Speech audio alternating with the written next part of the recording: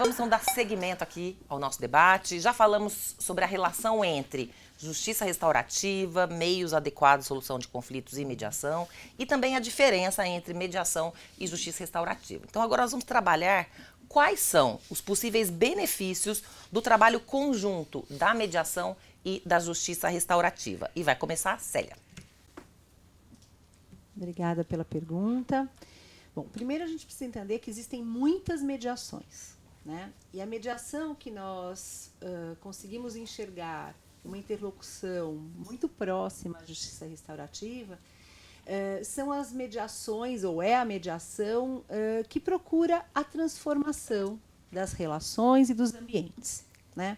Isso não quer dizer que, mesmo eu tendo uma mediação que procura a transformação das relações e dos ambientes, em dado momento eu não possa utilizar dela para a obtenção de um acordo, de um pacto, de uma forma de organização que seja mais pontual, né? Então, o que eu penso, né? Existem muitas mediações, muitas perspectivas de mediação, né? E a mediação que mais se aproxima da justiça restaurativa é a mediação com o objetivo de transformação, né? Que Bush e Fogel falam transformativa, né? E que eu uso em outras N metodologias que eu chamo de transformadoras, né? Porque senão fica muito datado e recortado num nome determinado. Bom, pensando nisso, né? Digamos que eu tenha uma mediação de uma família e que, em dado momento, né, um dos filhos dessa família, né, tenha, justamente por esse conflito familiar, gerado um impacto na sociedade. Então, ele foi lá, aprontou alguma coisa na escola, né, alguma coisa grave, né? Então, a gente pode, por exemplo, uma das possibilidades, né?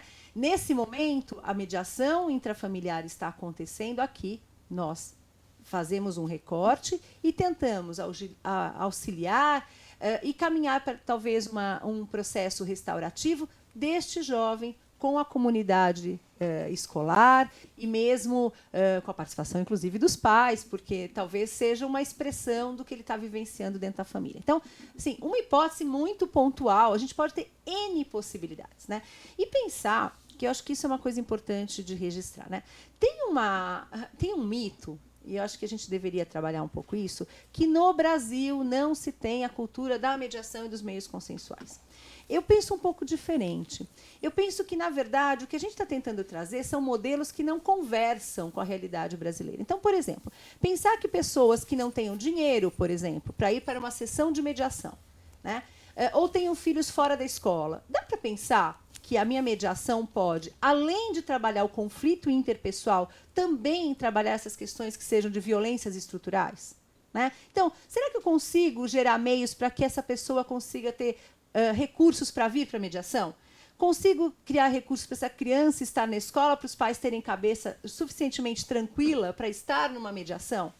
Saúde, etc. Então, assim, quando eu penso em mediação de uma forma até um pouco mais ampla, né, eu penso que ela tem que se trabalhar interpessoal, mas também entender esses sujeitos na relação e no ambiente, né, que eu chamo muitas vezes um iceberg que está mergulhado no oceano e no ar. Ele é água também, né, e como tudo se interrelaciona de forma sistêmica, né? E eu não estou falando aqui de constelação, gente, estou falando de sistema, né? Teoria dos sistemas, né?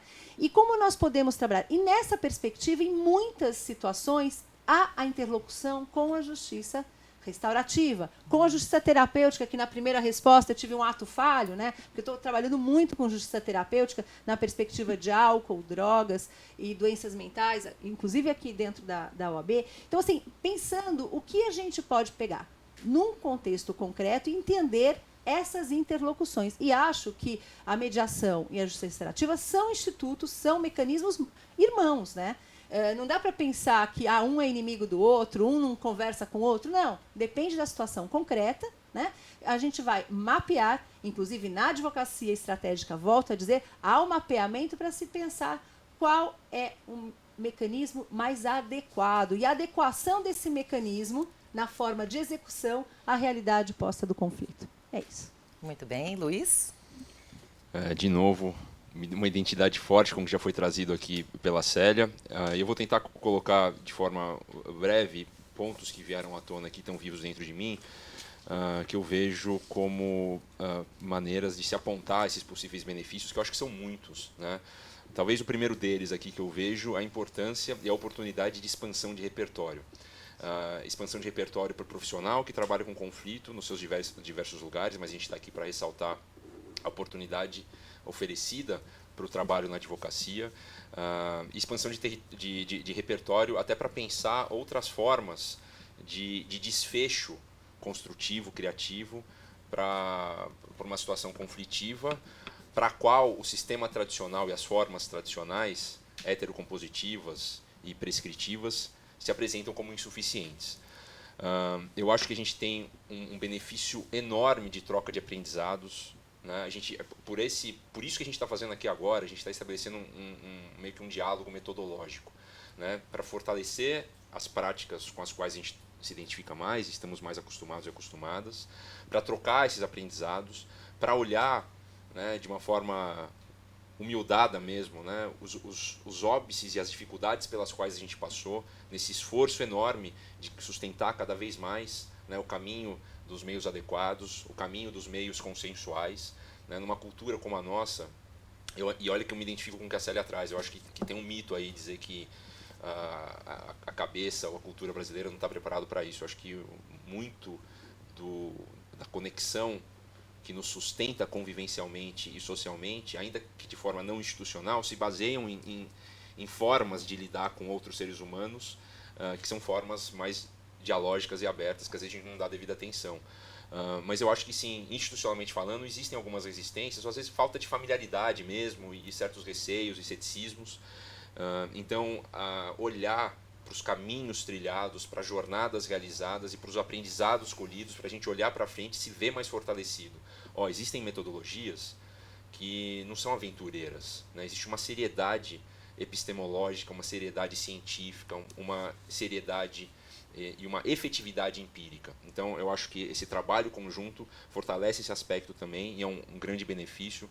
O fortalecimento nessa busca de promover, oferecer e sustentar espaço mais participativo para as pessoas, a gente aos poucos também vai realizando uma certa provocação saudável para transformação e mais abertura das instituições, de como olhar né, com mais respeito, com mais aceitação, né, de forma mais amigável essas outras possibilidades. De novo, sem alimentar talvez uma animosidade que em um primeiro momento superficial possa parecer, e acho que a Célia muito bem aqui ressaltou, a gente está falando de posições inimigas, né, mas de se dedicar e de perceber como que a gente pode se beneficiar, né, de mais possibilidades. E é isso, as pessoas elas gostam de ter opção.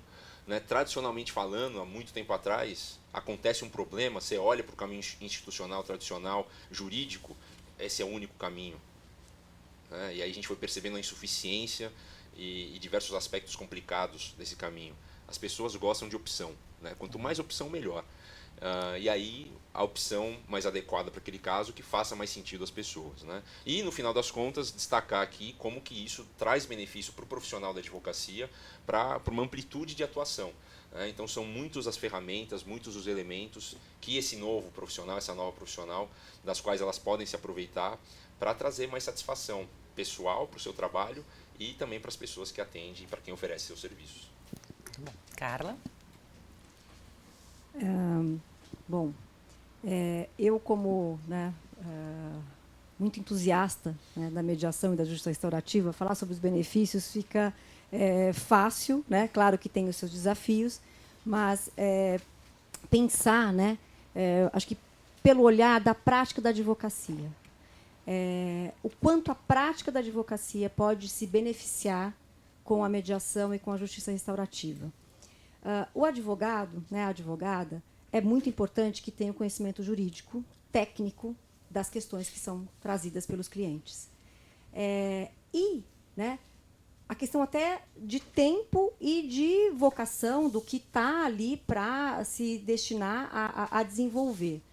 Com a mediação e com a justiça restaurativa, né, tendo esse repertório a mais, né, como o Luiz já comentou aqui e a Célia também trouxe, é possível, né, ter benefícios na própria prática de atender essas necessidades e acolher.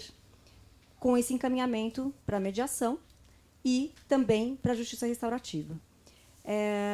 O advogado, né, tradicional, que era apenas, né, vamos dizer, considerado como um representante, né, o que falava pelas pessoas, atualmente está sendo ali questionado, né? É suficiente essa forma de atuar?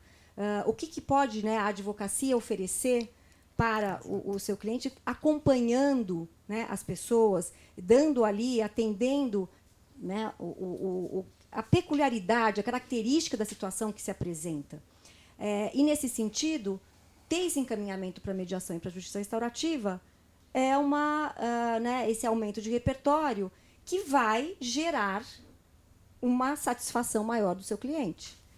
E a gente sabe, né, que uma pessoa, quando está, né, atendida e se sente aí, né, essa questão da justiça, que muitas vezes se confunde, né, o que é a justiça com uma vingança ou qualquer coisa nesse sentido, a satisfação dessa necessidade de justiça como um valor que vai ter um significado para essas pessoas, pelas pessoas que procuram, né, o advogado, a advogada, é muito maior do que apenas uma, né, sentença ou uma decisão que venha de um parecer jurídico, né? Não que isso não seja importante, né? A todo momento ressaltando que é necessário também, tem situações fundamental.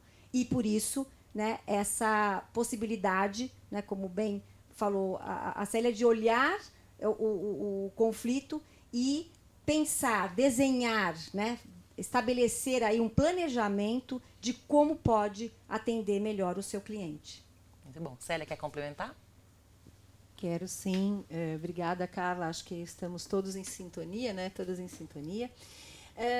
Eu quero trazer uma outra perspectiva da advocacia, tanto na mediação como na justiça restaurativa. Bom, o Código de Ética da Advocacia, né, a gente precisa deixar isso muito bem registrado, prevê, né, o advogado, a advogada, como mediador, como conciliador, como árbitro. Não fala da justiça restaurativa, mas eu acho, num entendimento ampliado, a gente também entende ser a possibilidade de trabalho da advocacia nesses institutos.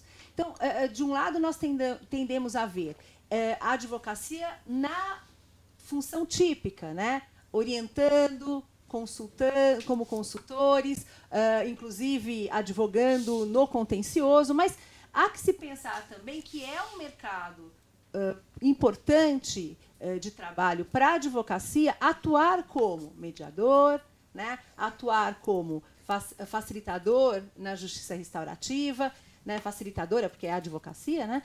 E pensar o que e como nós podemos estruturar isso de uma melhor maneira possível. Então, a advocacia não é só, né, a perspectiva contenciosa, é a perspectiva consultiva, atuando nesses mecanismos adequados, entre outras possibilidades que vão crescendo e aparecendo a cada dia numa advocacia moderna.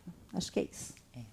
Muito interessante escutar vocês. Eu me lembrei de uma situação concreta em que era um conflito de vizinhança, né? E aí a própria pessoa que moveu a demanda contra o vizinho pediu para ser escutada perante o juiz. Ela queria fazer um depoimento pessoal. E eu expliquei, olha, tecnicamente, lembrei o que a Carla disse, né? Você não pode, você já está falando pela petição, a gente já explicou. Mas eu quero que o juiz me escute. Eu falei, bom, o processo judicial não tem exatamente essa função, você já está escutado. Não, mas você que escreveu a petição. Fiquei pensando, poxa, o processo judicial não vai atender essa pessoa. Então, gostei muito quando o Luiz falou da expansão de repertório. Bom, então você quer ser escutado, né? Mas eu quero falar na frente do outro. Então, não funciona assim. Então, veja, o sistema jurídico tem seus limites. E a gente está pensando aqui nesses benefícios para tentar justamente atender as pessoas em conflito, porque se esse conflito não for bem cuidado, a gente vai poder ter uma multiplicação de ocorrências nada favoráveis para essas pessoas. Então, com isso, a gente finaliza aqui a terceira questão.